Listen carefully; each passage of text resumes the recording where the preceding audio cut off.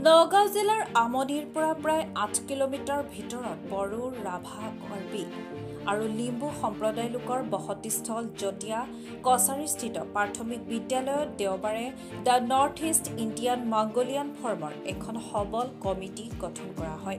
সংস্থাটোৰ কমিটিখন 13জনীয়া সদস্যৰে অন্তৰ্ভুক্ত কৰি গঠিত হয়। উক্ত সভাত সভাপতিৰ আসন অলংকৃত কৰে কেন্দ্ৰীয় কমিটিৰ কাৰ্যকৰী সভাপতি বিপ্লৱ চাংমাই। বিশিষ্ট অতিথি হিচাপে অংশগ্ৰহণ কৰে কেন্দ্ৰীয় কমিটিৰ যুটীয়া চিফ এডভাইজাৰ মুক্তেশ্বৰ খেম্প্ৰাই, সভাপতি প্ৰতাপ বৰ্মন, উপসম্পাদক তথা মানৱ অধিকাৰ আয়োগৰ সঞ্চালক ও মহাজাতি 24 লাইভৰ স্বত্বাধিকাৰ ডক্টৰ পৰশমণি সিংহ, সদৌ ৰাভা ছাত্ৰ সন্থাৰ সভাপতি প্ৰমোদ ৰাভাৰ লগতে বহুকেইজন গণ্যমান্য ব্যক্তি। The North East Indian Mongolian ফৰ্মৰ কেন্দ্ৰীয় কমিটিৰ পৰিচালন সম্পাদক বসন্ত লিম্বুৱে আধৰা অনুষ্ঠান ভাগৰ মূল লক্ষ্য আৰু উদ্দেশ্য হ'ল সকলো পাহাৰীয়া ট্ৰাইবেল লোকৰ লগতে বড়ো, কাৰ্বি, লিম্বু, ৰাভা সম্প্ৰদায়ৰ লগতে সকলো ট্ৰাইবেল লোকসকলৰ ভূমি সংৰক্ষণ, ভূমি অধিকাৰৰ লগতে তেওঁলোকৰ বিভিন্ন সমস্যাৰ সন্দৰ্ভত মাত মাতি অহাৰ লগতে সুপৰামৰ্শ দিয়াৰ। আমাৰ বাইদেউসকলক মই বিশেষ কৰি গৰমত তেওঁলোকে বহুতখিনি কষ্ট কৰি আজি আমাৰ মংগোলিয়ান ফৰ্ম মিটিঙত আহিব বহিছে, ধন্যবাদ দিছোঁ। সিদিনা প্ৰজেনে আমাৰ ঘৰত গৈ পেলাই মোক এটা সাক্ষাৎ কৰিছিলে আৰু এই বিষয়ে মোক অৱগত কৰিছিলে।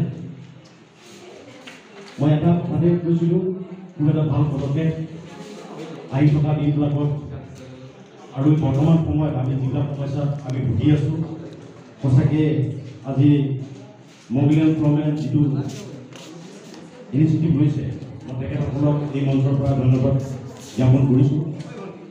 মই এটাই কথা ক'ম, আমি নিখিল ৰাভা ছাত্ৰ সন্থা নগাঁও ডিষ্ট্ৰিক্ট আমাৰ 2000 আপোনালোকে বুজিব।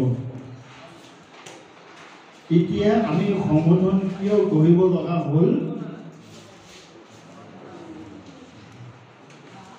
অসমৰ জাতীয় চেতনাৰ লোকসকলে অসমৰ ভূমিপত্ৰত ভৰিত গছকি দেশখন চলাই লৈ যোৱাৰ ফলত এই মংগোলিয়ান জনগোষ্ঠীয়ে কোনোবাই বড়ো হৈ গ'ল, কোনোবাই ডিমাচা হৈ গ'ল, কোনোবাই কাৰ্বি হৈ গ'ল, কোনোবাই ৰাভা হৈ গ'ল, কোনোবাই